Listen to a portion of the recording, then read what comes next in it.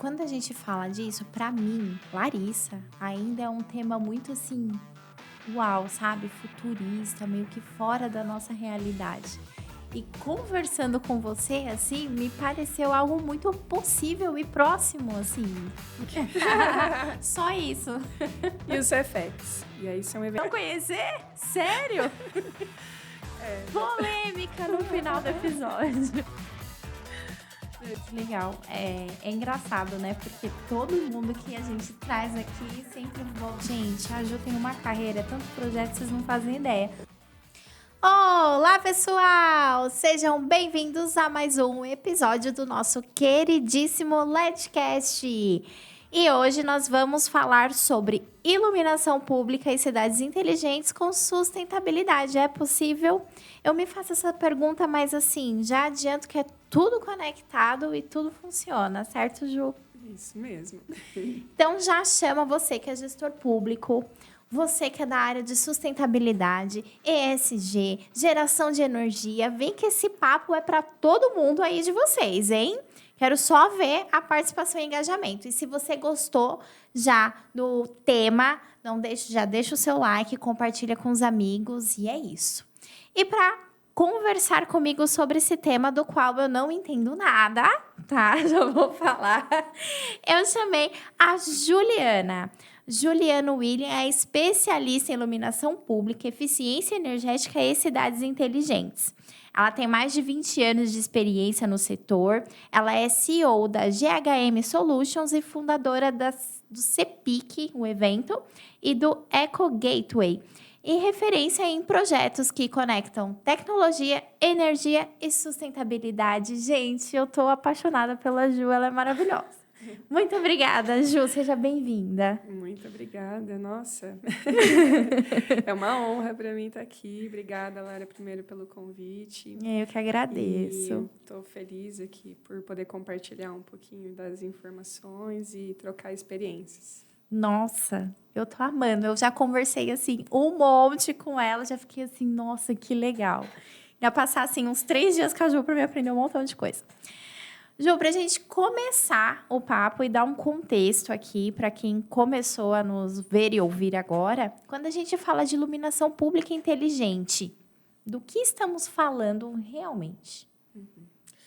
Bom, iluminação pública inteligente, a gente fala sobre uma infraestrutura conectada, eficiente, que é capaz de agregar, né, dentro dela sensores, comunicação, dados, tudo que possa auxiliar no planejamento urbano.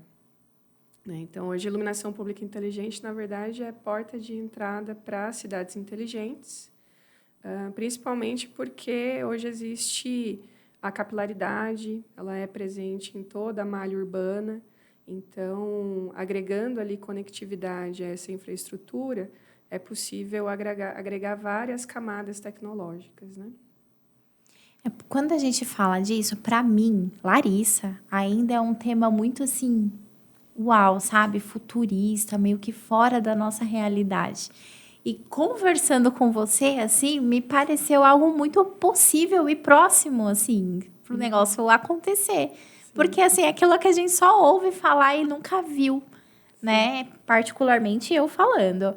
Então, assim, o papo que a gente teve inicial, vou te falar que já me encheu de esperança e eu achei maneiríssimo, que legal.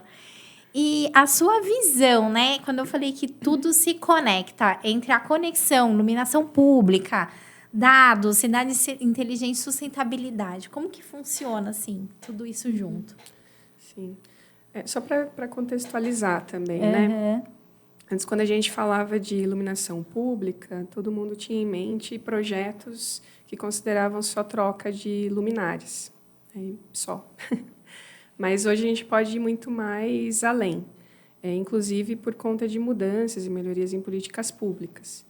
Então, hoje já existe novas regras da COSIP, que é a contribuição do serviço de iluminação pública, que até o ano passado permitia só realmente ser utilizada para troca, para manutenção, para expansão, né, de parques de iluminação, mas agora houve uma mudança na reforma tributária, teve uma reforma tributária, teve uma mudança na Constituição, no artigo 149-A, e por conta disso, parte da COSIP pode ser utilizada para outros fins, além da luminária, né? Ou seja, desde que relacionadas a monitoramento, né, em segurança de logradouros, você pode fazer o custeio de outras soluções agregadas à infra da iluminação.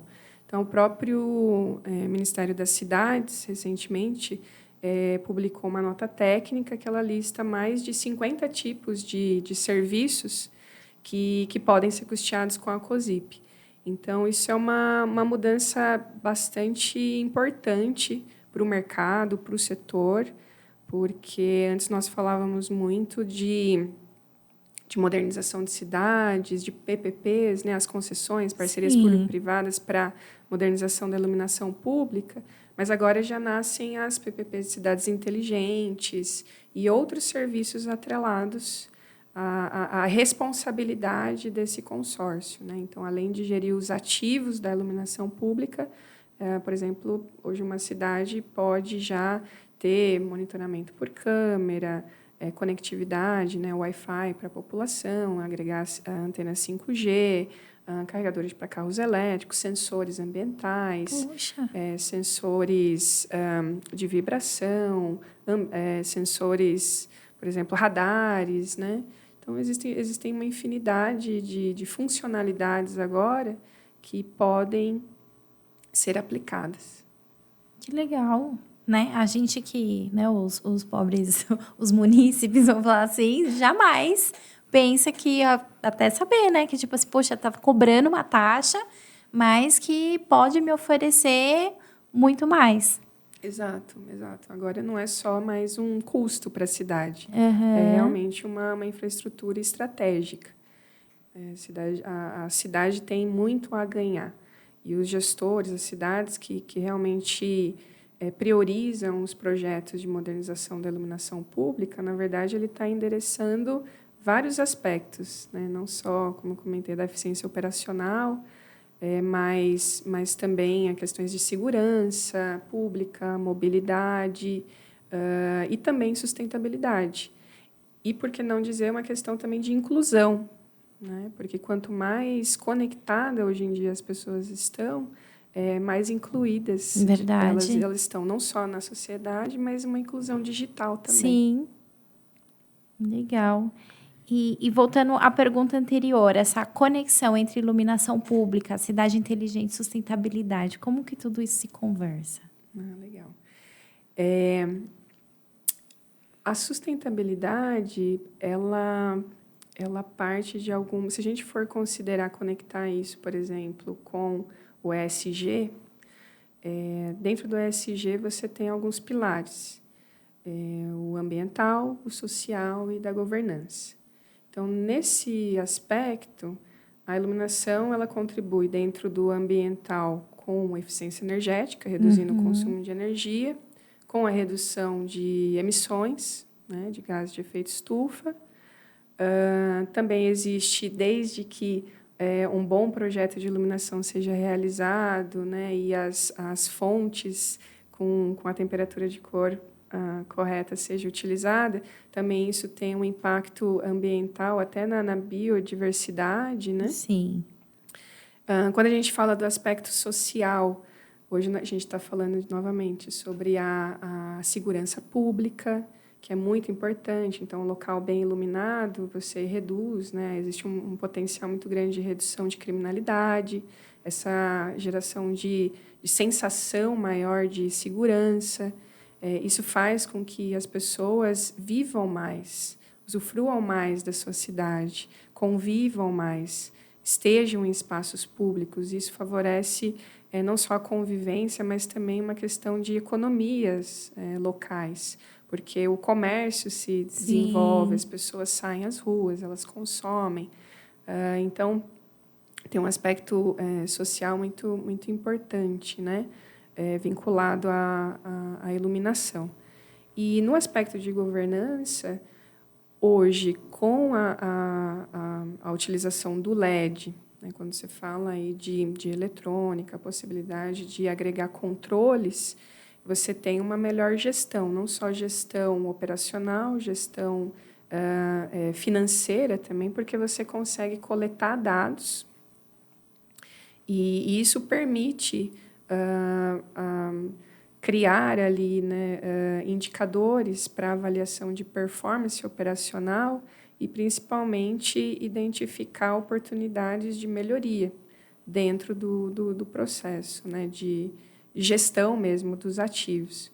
Então, hoje, uma luminária LED que tenha uma telegestão, você consegue controlar o horário, né, do ligamento, de desligamento, setar perfis de dimerização para uma eficiência energética ainda maior, mas, principalmente, você consegue identificar falhas, você consegue ter os alarmes. Hoje em dia, você tem aplicações, inclusive, com inteligência artificial, onde você consegue otimizar até rotas para que a sua equipe de campo possa ser mais eficiente, mais efetiva. Nossa. Ao invés de fazer correções de luminárias, né, ponto a ponto, né, hoje não existe. Então, via sistema, você já sabe exatamente onde falhou. Via sistema também você consegue já setar a melhor rota de operação para que a sua equipe, né, as empresas, na verdade, que realizam as correções, as manutenções, possam ser melhor utilizadas. Então, isso é um melhor rendimento, é uma melhor performance, é uma redução de custo, e isso é gestão, é governança. Sim. Né? E sem dizer para o próprio município, porque quando você tem medição, por exemplo, do consumo de energia, você tem todos esses dados, e agora não só dados, mas da iluminação, né? Você pode ter outros dispositivos, sensores climáticos, né? Para identificar eventos climáticos extremos ou se prevenir, né, a cidade a esses eventos extremos, você tem condições também de tomar decisões embasadas em algo validado. E daí não é só uma questão de traçar melhores planos de ação, um planejamento melhor urbano, mas também até de políticas públicas, adaptação de políticas públicas em função de cenários realistas. Sim. Certo? Porque você tem condição de coletar esses dados e gerar informação a partir delas. Nossa, quanta coisa, né? Que legal. E panorama da iluminação pública no Brasil hoje. Ainda estamos atrás de muitos países? Olha, o Brasil evoluiu muito, né? Assim, a gente evoluiu muito. Hoje nós temos aproximadamente 22 milhões de pontos, né, de iluminação. Esse é o estimado do parque brasileiro. Temos ali uma possibilidade ainda de troca, né, para o LED de cerca de superior a 80%. Nossa, ainda? Aproximado, pelo menos segundo, né, o Censo da Iluminação Pública, que foi recentemente divulgado. Mas a gente já evoluiu muito. Esses dados, obviamente, que eles foram feitos baseados nos dados da ANEEL. Então, as distribuidoras de energia, elas recebem informações de cadastro, né? Na verdade, as distribuidoras de energia têm os seus dados de cadastro dos ativos de iluminação, submetem, né, à ANEEL, mas muitas vezes esse cadastro não é atualizado. Uhum. Então, essa informação foi gerada em função da base de dados da ANEEL. Entendi. E inclusive, um estudo, um documento de responsabilidade da ABCIP. Então, quer dizer, pode haver, existe, na verdade, uma discrepância grande. Então, obviamente que existem cidades que já foram totalmente modernizadas, mas muitas vezes o cadastro não foi atualizado, então não reflete nesse estudo, né? Mas, então, existe ainda muita oportunidade de modernização, mas aí quando eu falo que já evoluiu principalmente em função agora das concessões, né, da iniciativa privada, das parcerias público-privadas, colocando esse dinheiro, esse recurso financeiro à frente para poder modernizar as cidades, fez com que o mercado se aquecesse, que houvesse uma maior celeridade nesses projetos, na elaboração desses projetos e na modernização, principalmente começando ali pelas grandes cidades, né? Então, você vê ali São Paulo, que é a maior cidade aí na América Latina, são mais de 600 mil pontos já, sendo modernizada.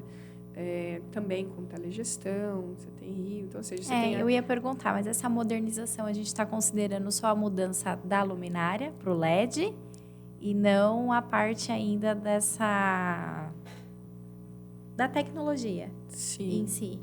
Bom, Lari, com relação à modernização, as grandes cidades já começaram há mais tempo. Então, muitas já têm várias luminárias LED implementadas. Várias cidades implementaram só pensando, no primeiro momento, realmente em eficiência energética, em reduzir o consumo de energia por LED. Mas existe uma segunda onda. Então, essas cidades que já implementaram há mais tempo já prevêem, fase 2. já vão para uma segunda fase, prevendo não só a substituição dessas, porque até no primeiro momento os drivers das luminárias muitas vezes não eram programáveis, não permitiam mesmo integrar controladores. Essa é uma questão importante, né? Quando a gente fala dessa troca, a luminária, ela precisa ter uma estrutura que se adapte a essa tecnologia, com certeza, importantíssimo. Né? A luminária ela precisa estar preparada, ela precisa ter um driver programável, ela precisa ter a base NEMA, né, de 5, 7 pinos, para poder receber o controlador, por exemplo, de telegestão.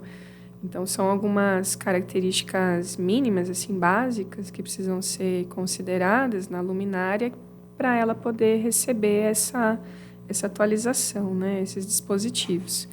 E muitos projetos lá atrás, muitas vezes, não contemplavam ainda. Sim. Então, a gente já começa a perceber esses projetos de segunda onda de modernização, até luminárias que eram preparadas, vamos dizer assim, começando a receber suas primeiras unidades ali de controladores de telegestão.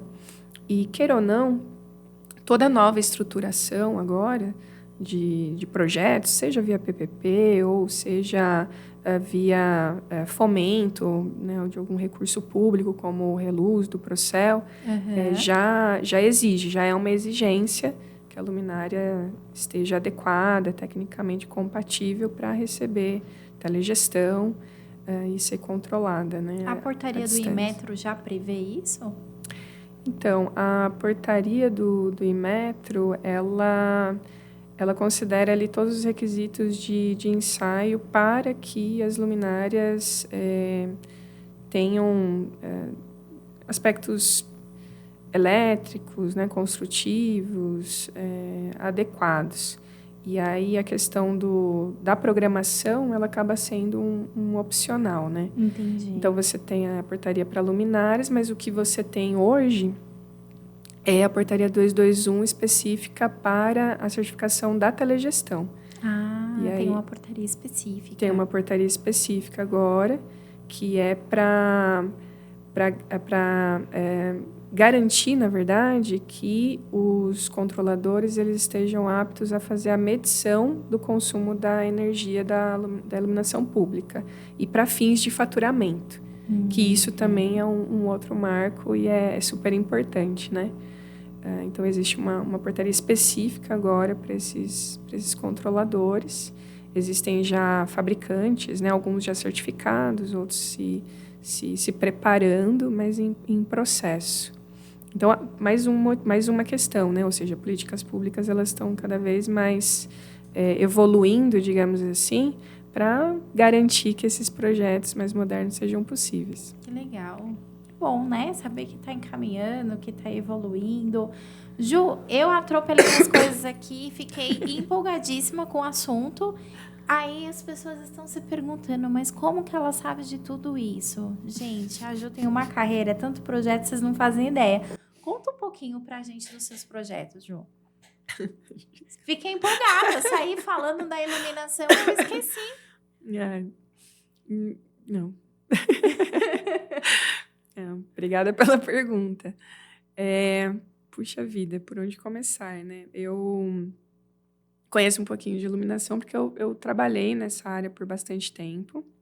Eu sou engenheira de formação, trabalhei com medição de utilities, com eficiência energética, com iluminação, em grandes players do setor, fui executiva, assim, trabalhei para essas empresas por mais de 15 anos, e só depois que eu comecei a empreender. Mas, estando na indústria, eu atuei tanto em áreas técnicas, na parte mesmo de desenvolvimento de produto, em marketing de produto, engenharia de aplicações, até áreas estratégicas, né? Indo depois para áreas mais estratégicas, com marketing estratégico, inteligência de mercado, dimensionamento, mapeamento, aí sim, né? Construindo ali dados de entrada para desenvolvimento de novos produtos, novas soluções. Bom, então, muito nessa área de projetos também. Então, atuei apoiando projetos de PPP, de iluminação aqui no Brasil, grandes projetos assim, internacionais também, em mais de 15 países, dando suporte às equipes, né, internacionais que precisavam ali oferecer a melhor proposta, a melhor solução técnica, o melhor projeto luminotécnico para poder atender as necessidades ali das cidades, né, e dos clientes. Então, trabalhei nas empresas e depois, em 2019, integrei ali na Unicamp, né, o Campo Sustentável Unicamp, que é um macroprojeto de sustentabilidade energética. Então, o campus hoje acabou se transformando num escritório de projetos especiais. A nível acadêmico também é o maior da América Latina, são mais de 20 subprojetos. Iluminação pública é um deles. Quando eu comecei lá em 2019, existia algumas coisas, alguns estudos, algumas pesquisas na área de iluminação pública, mas nada prático. Era mais teórico, mais acadêmico mesmo. Então, o que eu fiz foi tentar levar um pouquinho da minha bagagem de carreira ali para dentro da universidade. Então, implementei um primeiro piloto LED para verificar a melhoria do projeto Luminotec, da eficiência energética, da qualidade da iluminação. Depois, um outro projeto com um outro piloto, na realidade, com LED mais telegestão. Aí sim, já para começar a verificar os benefícios, né, da telegestão, da coleta de dados, da medição de energia e assim por diante. E depois, a pedido, né, e muito estimulada ali pelo meu querido professor Luiz Carlos Pereira da Silva, que eu admiro muito, e também com o João Ito, grande parceiro, a gente construiu ali uma proposta de projeto para modernizar todo o campus de Barão Geraldo e submetemos na chamada pública do terceiro Par Procel. Então, esse projeto foi aprovado, nós conseguimos o recurso para modernizar todo o campus, aproximadamente 3.000 luminárias, então com LED, telegestão, mas também incluindo dispositivos IoT. Então, ali eu pude participar realmente, né, do diagnóstico, do mapeamento. Exato, o mapeamento, o diagnóstico, os estudos luminotécnicos, né, a definição mesmo das soluções, teste, né, avaliação das tecnologias disponíveis e tudo isso para poder implementar dentro da universidade. Mas com um grande objetivo também que fosse um laboratório vivo para que nós pudéssemos colaborar e compartilhar muitos dos conhecimentos ou das informações obtidas com o mercado, com outras empresas, mas principalmente com outras cidades, para que gestores públicos pudessem se espelhar nesse projeto e se estimular, se motivar a desenvolver os projetos das suas cidades, né? Então, trabalhei ali. E aí, depois, obviamente, em 2019 também, comecei com a GHM. Então, a GHM Solutions é uma empresa especializada em pesquisa, né, inteligência de mercado, marketing e comunicação para a área de energia. Então, ali a gente atende algumas dezenas de empresas nessa cadeia de valor do setor energético, iluminação, eficiência energética, mas entre geração de energia, fabricantes de componentes, soluções, sistemas que, de alguma maneira, contribuem para a área de energia e área elétrica. Então, hoje existe uma equipe, então, tem a parte, obviamente, mais de consultoria, de estudos, e uma área mais mercadológica, né, e de campanhas mesmo, focada ali em marketing de conteúdo, inbound, mais voltado à geração de leads, mas com um diferencial que boa parte da equipe é formada por engenheiros, e isso garante também uma abordagem mais técnica, uma assertividade na abordagem, principalmente... De engenheiro para engenheiro, consegue se entender. Exato, exatamente. É óbvio que só o engenheiro por si não vai muita coisa, né? A gente tem uma curva de aprendizado mais acelerada em função da afinidade, né, com os temas mais técnicos, de entender com mais profundidade, assim, características técnicas de produtos e soluções, mas graças a essa multidisciplinaridade, a junção, né, da equipe criativa, né, da redação, da comunicação, do design, a gente consegue criar peças atrativas com a linguagem adequada, né? Então, isso é o que a GRM faz. Depois eu tenho o Eco Gateway, né, que é um portal de conteúdo especializado em energia e sustentabilidade. Então, ali nós temos notícias diárias, artigos técnicos, estudos de mercado voltados à energia e sustentabilidade. Temos 15 colunistas hoje, alguns na área de iluminação, cidades inteligentes, concessões e PPPs, mas também falamos sobre transição energética, sobre gestão de energia, sobre armazenamento, renováveis, enfim. Então, é bastante abrangente e é onde eu aprendo um pouquinho... De ponta a ponta, contempla ali todo o ecossistema da energia. Exato. E aí, lá dentro também, a gente tem um marketplace, onde nós oferecemos cursos e eventos, infoprodutos também. Agora, nesse exato momento, nós temos lá hospedado um programa de capacitação integrada para gestores públicos, em parceria com a APM, né, Associação Paulista de Municípios. São mais de 20 cursos voltados à sustentabilidade energética, claro, iluminação e cidades inteligentes, mas entra a inovação, ODS, ESG, como implementar isso nas cidades. E aí, alguns estão disponibilizados, alguns em fase de construção, mas a expectativa é que, a partir de novembro, todos os cursos já estejam ativos e disponíveis, assim mesmo, para aquisição, né? Fora isso, de evento ali dentro, nós temos temos eventos próprios, mas hospedamos eventos de parceiros, né? Agora, na próxima semana, entre os dias 14 e 16 de outubro, nós apoiamos o Fórum Brasileiro de IoT, que, na verdade, são 2 eventos simultâneos, né, que é o Congresso Latino-Americano de IoT, mais mercadológico, e o Simpósio Internacional de IoT, que é mais acadêmico, com submissão de papers e tudo mais. Então, nesse evento, inclusive, eu colaboro com um dos painéis, falando sobre iluminação e cidades inteligentes, mas como agregar o IoT dentro desse contexto, né? Então, esse é o Eco Gateway. Fora isso, eu tenho o CEPIC. Só isso.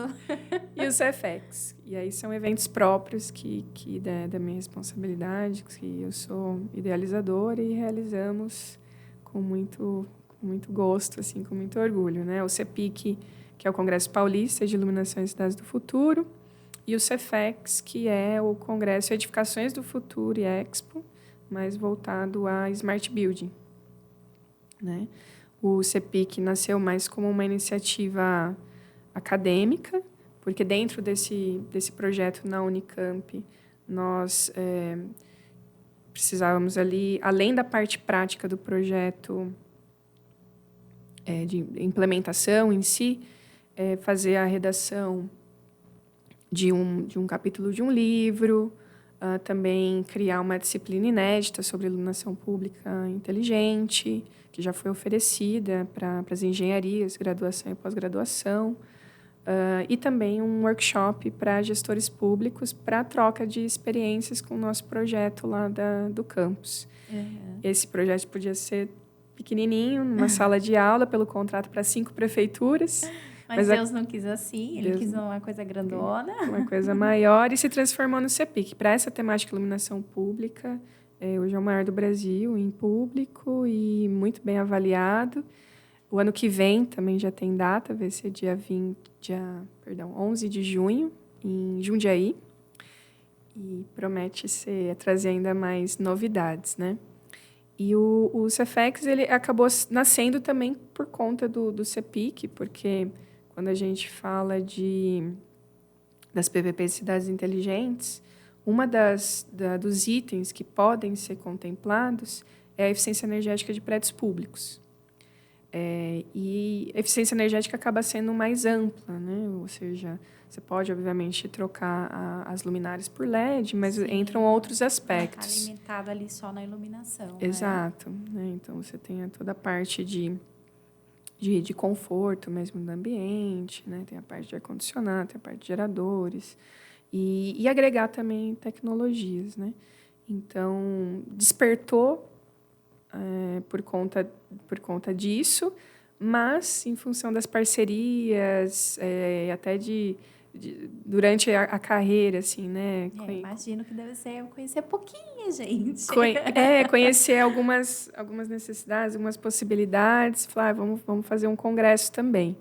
Então, o Cefex, ele vai ser agora, Agora não, né? Lá na frente. Tá aí, dia 12 de dezembro. Ah, tá aí. Tá aí, dia 12 de dezembro, no auditório do IEE, da USP, que, inclusive, é o anfitrião, é o nosso parceiro, né, oficial, é o Instituto de Energia e Ambiente. Nesse congresso, a gente vai discutir políticas públicas, certificações de construção sustentável, então, LEED, Aqua, WELL, EDGE. Vamos falar sobre tecnologias, obviamente, mas principalmente voltadas à automação predial e iluminação.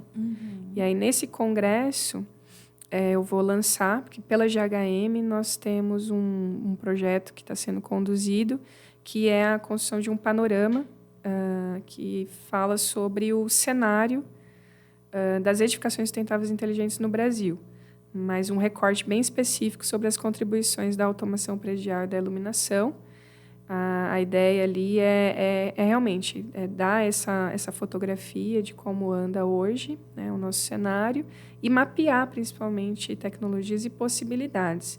E por quê? Porque no momento em que as edificações elas representam mais de 50%, né, do consumo de energia produzida no Brasil, e ela é muito importante, a eficiência energética, a modernização das edificações e, principalmente, a construção sustentável. Os novos projetos que surgirem, eles são muito importantes para o aspecto de transição energética. Então, existe todo um trabalho, inclusive, que vem sendo feito, né, pelo EPE, pelo Ministério de Minas e Energia. Existem também acabou de acontecer, né, uma chamada pública, que foi Energia Zero Prédios Públicos, pela Embipar, pelo Procel. Então, tem toda uma abordagem, né, que precisa ser trazida ali para estimular realmente que as construções sejam mais sustentáveis e inteligentes. Então, é sobre isso que a gente vai falar ali no congresso, lançar esse panorama, mas que conta com a participação de várias instituições de renome. Então, por exemplo, o CAL é uma instituição que contribui com um artigo técnico, a Unicamp, a Fundação Vanzolini, o Instituto da Automação, né, o Prédio Eficiente, perdão. Enfim, né, a BEG Brasil, que é um grande, importante player aí também, né, de controle de iluminação. E aí tem várias empresas, né, mas também muitas instituições privadas, importantes que contribuem, dando essa visão do hoje e quais são as expectativas de futuro para as edificações. Nossa, que interessante. E faz todo sentido, né? As coisas, elas precisam caminhar juntas. Precisa. Né? Não tem jeito. Que legal. Vocês perceberam, né? Então, escute a Ju, que faz muito sentido. Tem muito conhecimento. Ju, como você disse, você participou de muitos projetos importantes, né? E eu queria que você comentasse um pouco mais sobre eles e o que eles trouxeram, assim, sobre avanços, que trouxeram de novidades e os desafios também com relação ao mercado. Com relação ao mercado. Bom, dos projetos assim que eu apoiei para a área de iluminação, né? Vou tentar focar assim, nessa parte de iluminação pública e inteligente. Eu vejo que hoje, né, os projetos, todo mundo já está mais atento no sentido de agregar, da importância do agregar tecnologia, né? Então, tive a oportunidade de participar de projetos lá atrás que só aplicavam realmente as luminárias, como eu falei, e nada mais. Mas com o projeto da Unicamp, já comecei a vislumbrar, na verdade, não só na Unicamp, né, mas no próprio mercado, já trabalhar em projetos com telegestão.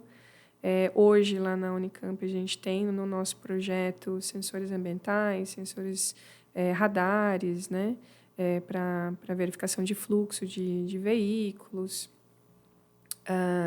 Temos ali também sensores de vibração, de ruído e etc. Então, eu percebo que os projetos vêm se modernizando cada dia mais, né? E vejo que, enquanto consultoria, assim, pelo CEPIC, a gente acabou se transformando numa curadoria técnica para vários players, várias instituições, exatamente para poder contribuir com essa visão de que o agregar tecnologia é possível. Então, tem vários projetos aí sendo construídos. Mas acho que se tem uma coisa importante de projetos de futuro, né, que eu venho trabalhando, é realmente ser esse hub aí de conexões, principalmente, mas para fomentar a troca de conhecimento, seja via eventos, ou seja, via os cursos, né, as especializações, a formação de profissionais e de gestores. Que legal. É engraçado, né? Porque todo mundo que a gente traz aqui sempre muito focado nessa questão da educação, assim. Eu percebo que é um propósito, assim, muito, muito geral. Pelo menos das pessoas que eu converso, todo mundo foca muito nessa questão da educação. Pois é, Maria, porque, assim, as coisas elas só melhoram, só evoluem se as pessoas se desenvolvem, se elas melhoram, se elas adquirem conhecimento. Então, não tem por onde, né? Para a gente poder evoluir, né? A nossa evolução acaba acontecendo em função dos conhecimentos que a gente adquire, das experiências que a gente vai adquirindo ao longo da vida. E é um pouco disso que a gente precisa proporcionar para outras pessoas, né, para que cada um possa atingir ali o seu propósito. Então, claro, né, que tem os propósitos ali de profissionais, propósitos de carreira, mas sim, pensando também num propósito até mais amplo, né, mais social, é fazer com que os decisores, principalmente, saibam os caminhos necessários para que eles possam tomar as decisões inteligentes para desenvolver aí os seus projetos, as suas cidades. Então, é um pouquinho nessa linha que eu trabalho, né? Proporcionar espaços e proporcionar conteúdo de formação para que eles se preparem, entendam todo o potencial, tudo que é possível, o que existe, quais os caminhos, quais são as portas para bater, para realizar, colocar em prática, né, os seus projetos. E, no caso de cidades, quem se beneficia diretamente é a população, é a sociedade. Verdade. Até que ponto as tecnologias como o IoT, sensoriamento, análise de dados podem transformar a gestão da iluminação? Acho que você falou já um pouquinho lá na frente, não sei se você quer se aprofundar um pouco mais. Então, os sensores, né, a iluminação pública, ela acaba sendo uma plataforma tecnológica, mas ela pode se integrar com várias outras aplicações. Eu acho que é isso que é o interessante.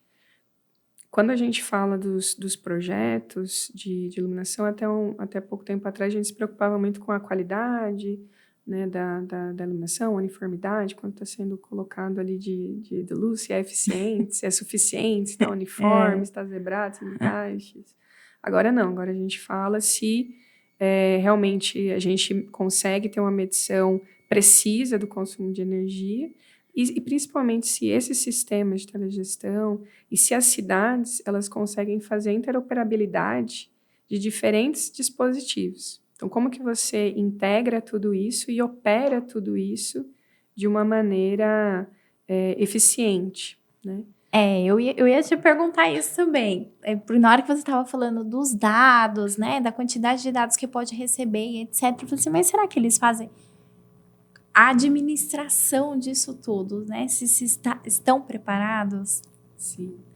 Pois hoje alguns players eles estão aperfeiçoando. O sistema de telegestão, até pouco tempo atrás, só gerenciavam, coletavam dados da luminária efetivamente. Mas agora existe melhorias, atualizações de software, onde é possível coletar dados dentro da mesma plataforma de outros dispositivos IoT, que já é um avanço, né? Mas, ainda assim, quando a gente fala de cidades inteligentes, muitas vezes são vários outros sistemas que são utilizados, né? O sistema de segurança e entre outros. Então, você precisa de uma outra plataforma macro de gestão de cidades. E existem já players com bastante experiência nisso hoje, com boas soluções disponíveis, que fazem isso, ou seja, é um sistema para uma gestão mais ampla de diferentes serviços, de diferentes ecossistemas, né, mas que integram tudo dentro de uma mesma base para que possa haver esses cruzamentos de dados para que análises sejam possíveis, né? Mas existe esse desafio, né, de como estruturar um projeto como esse, implementar um projeto como esse e, principalmente, dar sequência na operação no dia a dia. Isso é um desafio, né? E queira ou não, por isso que esse momento agora da iluminação pública é interessante. Esse processo de formação, né, dos profissionais é importante. Porque como o modelo de negócio muda, aquela empresa que antes fazia cuidava de instalação elétrica e tudo mais, precisa aprender de tecnologia. Assim como aquela sociedade de propósito específico que administrava ali uma parceria público-privada, ela antes tinha conhecimentos mais elétricos, né, de operação de campo. Agora, precisa conhecer de tecnologia, precisa conhecer de telecomunicações, precisa conhecer de mobilidade, precisa conhecer de uma série de aspectos até ambientais, critérios de sustentabilidade, de ODS e tudo mais, porque isso acaba sendo contemplado agora nas responsabilidades de contrato e eles precisam saber não só quais as soluções aplicar, como integrar tudo isso, mas como gerenciar tudo isso no dia a dia. Exato. E, obviamente, como também analisar todos esses dados para gerar os indicadores e garantir os níveis mínimos de qualidade e de performance. E esses cursos novos que estão nas universidades, eles contemplam tudo isso? Nas universidades, eu vejo que existe uma carência. Né? Por isso que nós optamos até uma contrapartida desse termo de convênio, né, da Unicamp com o Procel, foi realizar uma disciplina sobre iluminação pública inteligente, exatamente para... iluminação pública não é uma matéria, não é uma disciplina existente na grade padrão curricular das engenharias. Então, a gente criou como um tópico especial, exatamente para poder falar desses pontos, né, dessa evolução. Mas não é comum. E aí, você tem algumas especializações hoje em dia, na área de iluminação, que assim, aí sim passam por vários tópicos mais tecnológicos, né? E até mesmo de dimensionamento e de projeto. Fora isso, existem cursos livres, né, oferecidos por algumas instituições, que falam sobre esses temas, tecnologias emergentes, dispositivos IoT, sistemas de gestão e tudo mais, mas queira ou não, também é algo mais introdutório. Então, acho que o mercado demanda, assim, de cursos mais aprofundados, mais densos, para preparar esses profissionais do futuro. E, queira ou não, é um pouquinho disso que eu apoio, né? A gente oferece não só alguns cursos pelo Ecogate, né, como eu comentei, em parceria com a APM, mas eu acabo oferecendo também consultoria para outras instituições, para que esses cursos mais aprofundados sejam possíveis. Né? Até aí, spoiler, mas em breve, talvez até pela Stencamp, a gente tenha oferecimento de alguns cursos especiais. Legal. Vamos lá. Agora falando um pouco sobre as barreiras, né? Como eu falei anteriormente, logo no início, eu falei assim, para mim é tão fora da realidade ainda, né? Mas é possível. Mas se é possível, porque ainda a realidade não é em todos os lugares? Quais são as principais barreiras? É política, é financeira, é técnico? É um pouco de tudo, né?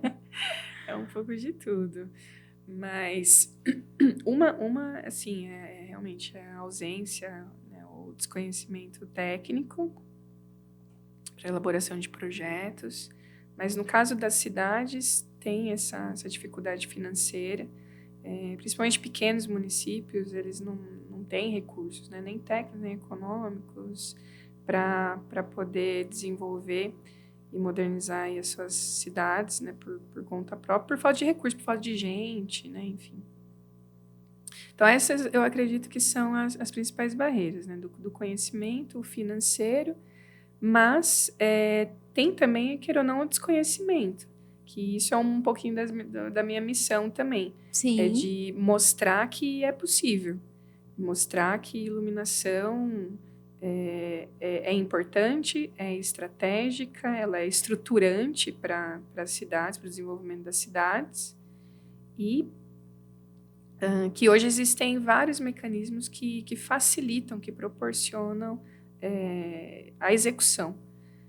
Mas existem algumas barreiras que as facilidades já vêm surgindo. Sim. Como eu falei, já mudou a Constituição, mudaram as regras, né, da COSIP.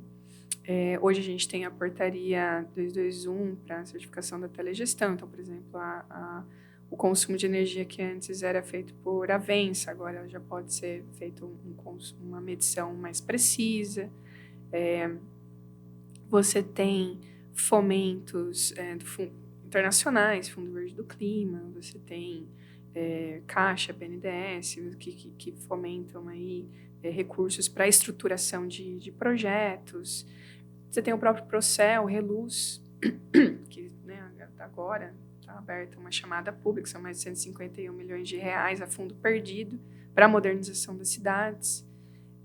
E a preferência deles, na verdade, é criado para beneficiar pequenos municípios, né, até 1.000, 2.000 pontos de iluminação, já prevêem também o uso de tecnologia, ou seja, é o primeiro ano em que nessa chamada pública, o melhor projeto, 5 projetos serão selecionados, o melhor de cada região vai conseguir R$ 1 milhão para implementação de telegestão, então, que é algo inédito. Então, também já facilita, né, a execução aí para pequenas cidades. Então, as pessoas precisam querer. É o que eu falei, né? Precisam primeiro ter a motivação, saber que é possível, precisam tomar a decisão inteligente Sim. de seguir em frente. Porque tem muita gente hoje em dia para ajudar, né? Seja no público, como dei os exemplos, seja no privado.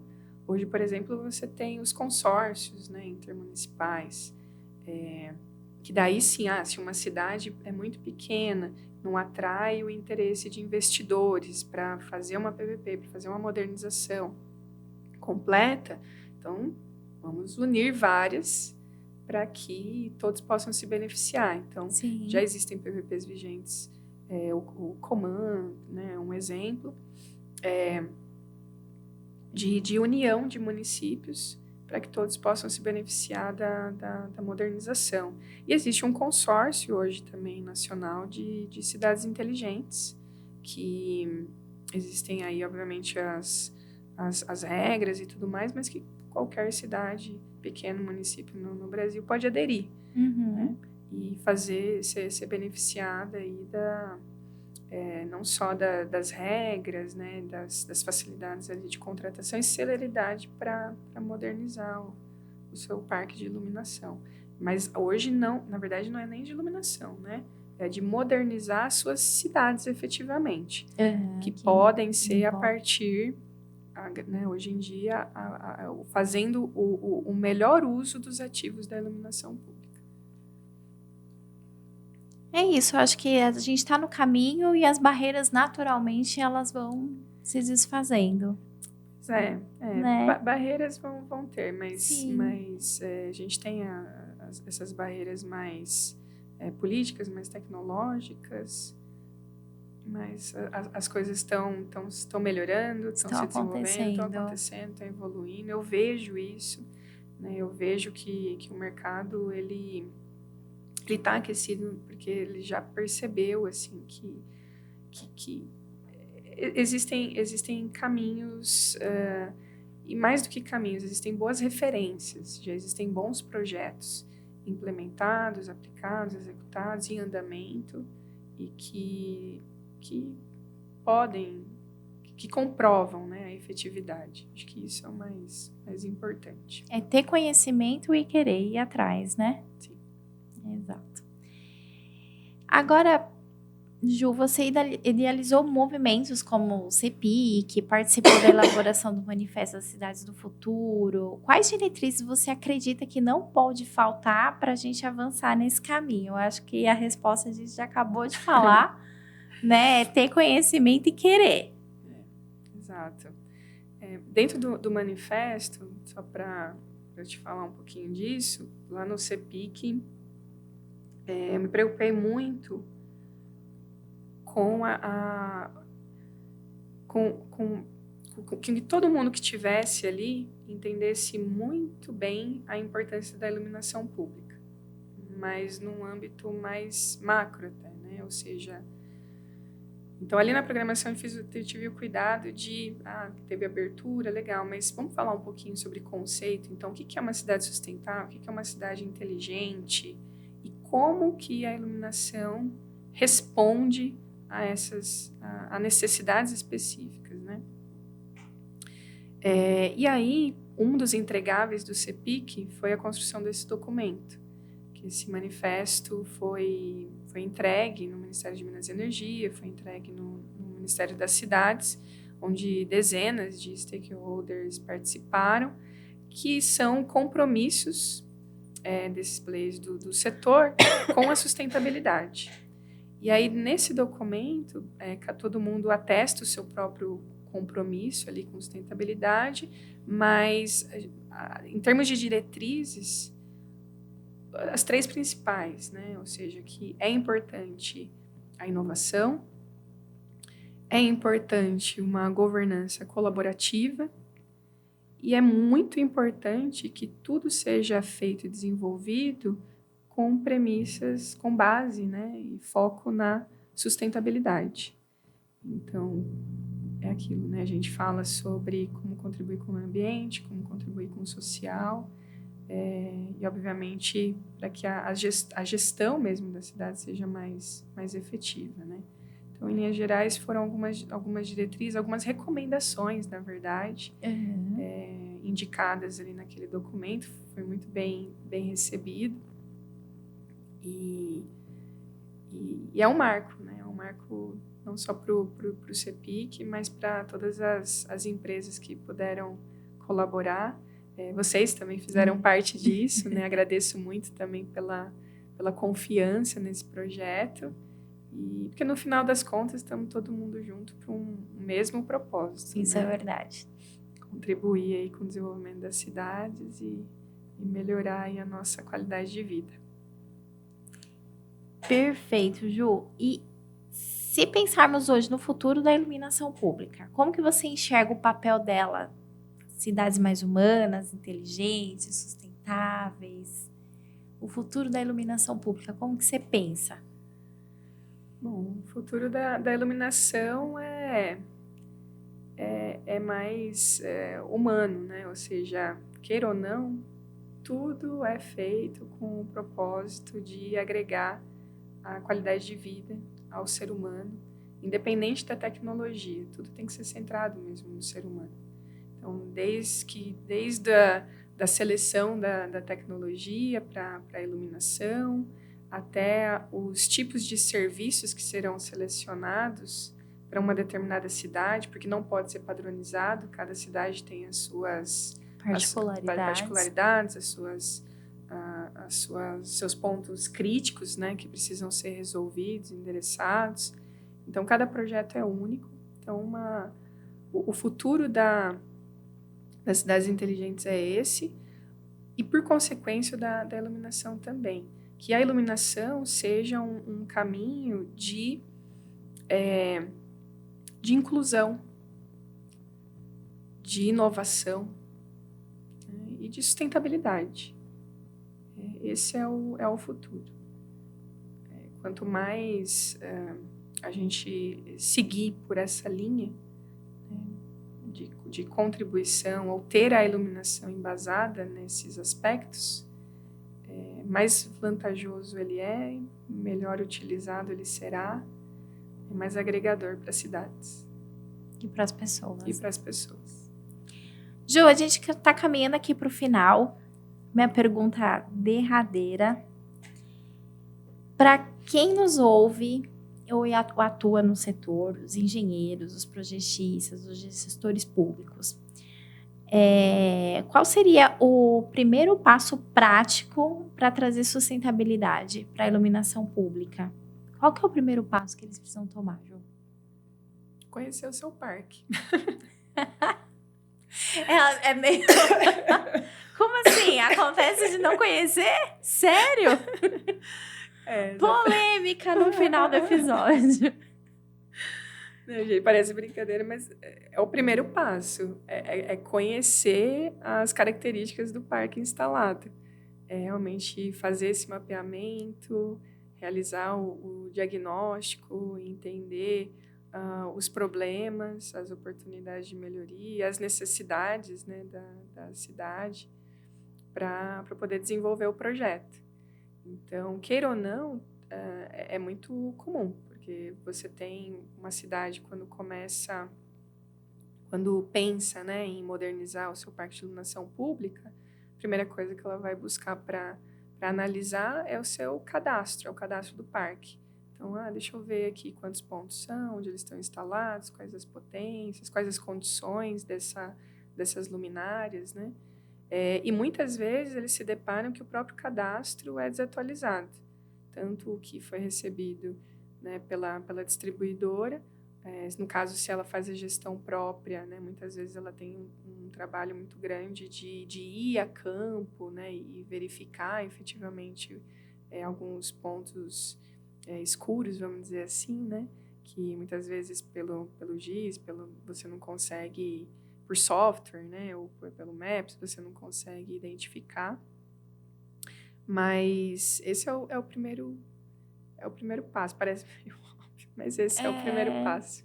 É entender e projetar com base nessas características, nessas necessidades, né? Fazer um bom projeto, um bom planejamento, um bom projeto luminotécnico, para garantir a melhor eficácia luminosa, para utilizar a melhor tecnologia, respeitar, obviamente, né, o cumprimento com as normas e sempre pensar que pensar num projeto hoje para que ele seja atual em 15, 20 anos, porque é o tempo que dura uma PPP, né, um contrato de risco, um contrato de gestão de ativos. Legal. Agora uma pergunta pessoal minha. Ai, meu Deus. Agora é minha. O que ainda te motiva depois de mais de 20 anos de mercado? Puxa vida. Olha, eu faço algumas coisas diferentes, né? Então, assim, pela GHM hoje, o que me motiva, como nós temos já uma equipe, né, focada em pesquisa, em mercado, em comunicação, o que me motiva é gerar oportunidades para que eu possa cada vez contribuir mais com o desenvolvimento dos profissionais que também estão a bordo ali, sabe? Isso é um propósito meu pessoal, assim. Que legal. Que seja enriquecedor e que possa proporcionar crescimento profissional para aquelas pessoas que apostam, né, dia a dia ali na GHM e que faz a construção do que a GHM é. Porque a GHM não é a Juliana, a GHM é uma equipe, é um time, né, é a Tami, eu não vou falar todos os nomes aqui, tá? O Jeffrey, né, porque não dá, mas eu sou muito grata e tudo que é feito hoje com muita qualidade, né, graças ao empenho de todos eles. Então, eu tenho essa missão de proporcionar cada vez melhores projetos, mais desafiadores, proporcionar qualidade, né, de ambiente de trabalho, de desafios, para que eles se desenvolvam. Agora, pelo EcoGate, pelo CEPIC e né, pela própria Unicamp e tudo mais, tudo nasceu com um propósito maior de compartilhar informação, compartilhar conhecimento. Para quem? Para quem decide o futuro. Então, meu propósito é esse. É trazer informação, é levar informação, unir pessoas para que exista essa troca. Troca de informações, insights, tudo com o objetivo de que as pessoas se unam para desenvolver melhor e mais rápido cidades. Porque no final do dia isso beneficia a população, as pessoas, isso significa nós mesmos, né? Nós, as nossas vidas, os nossos filhos, os nossos familiares, né? E toda a cadeia ali que nos permeia, né? Então esse é o meu propósito. O que eu quero é que toda essa... eu falo, o CEPIC não é mais um evento, é um movimento. Então, que essa missão ecoe e que todo mundo trabalhe com o mesmo objetivo. Esse é o meu desejo. Que legal. Bom, ela falou de compartilhar informação, levar informação, por isso que ela está aqui hoje. O LEDcast está aqui realmente para isso. Para levar informação para esse mercado que a gente sabe que precisa tanto, né? Sim. E as portas estão sempre abertas, Ju, adorei. Eu acho que a gente poderia pegar, tipo, cada pergunta aqui sairia mais umas 10, assim, facilmente. Não sei se você quer deixar algum recado, quer falar mais alguma coisa. Acho que tem um ponto que eu acabei não tocando, né? Mas só aproveitando para fechar, é que eu também apoio, né, um projeto bem interessante que é o Mulheres da Energia. E um dos objetivos também que eu tenho de vida, assim, é estimular com que mais mulheres, mais meninas se interessem por temáticas, né, técnicas, que se interessem pelo setor energético como um todo, porque isso é muito importante. A gente tem vários gaps, várias lacunas aí de competências, né, de profissionais que são demandados no mercado, e por que não serem meninas, serem mulheres, para até proporcionar, né, benefícios aí à diversidade e tudo. Mas, então, eu desejo poder, de alguma maneira, incentivar com que mais mulheres, mais meninas ingressem, seja na área de iluminação, seja na área de eficiência energética, seja na área energética de uma maneira geral, né, que é o ambiente ali que eu permeio. Então, até agradeço aqui também Mulheres da Energia, Lúcia Abadia, Zilda Costa. O trabalho que é feito é incrível, para mim é uma honra poder colaborar de alguma maneira. E meninas, venham para a energia. A gente sucesso. quer sucesso e vamos acelerar a transição energética no Brasil, né? Já quero chamar essa mulherada toda para vir aqui também, hein? Fazer uma mesa de mulher, vem até de rosa hoje. Boa. Isso aí. Então é isso, Ju. Obrigada mais uma vez. Como eu falei, as portas estão abertas. Volte sempre que quiser. O espaço está aqui para isso mesmo, para a gente compartilhar e a gente transformar tudo isso num grande movimento. Tá bom? Obrigada. Deixo o convite para todo mundo, né? Quem quiser saber mais sobre o CEPIC, cepic.com.br, CEPIC com 2 Is. O Congresso, CEFEX, né? Congresso, cefx.com.br. E, enfim, estou lá disponível no LinkedIn, estou disponível no Instagram, né? Estou à disposição. Juliana Lian. A gente vai deixar os links depois dos eventos, do site, tudo certinho na descrição do vídeo. E é isso, pessoal. Espero que vocês tenham gostado. Eu adorei. Não deixe de compartilhar, dar o like de vocês, que ajuda bastante o nosso canal. E é isso. Obrigada. Beijo. Até a próxima. Obrigada, Mari. Obrigada, pessoal. Até mais.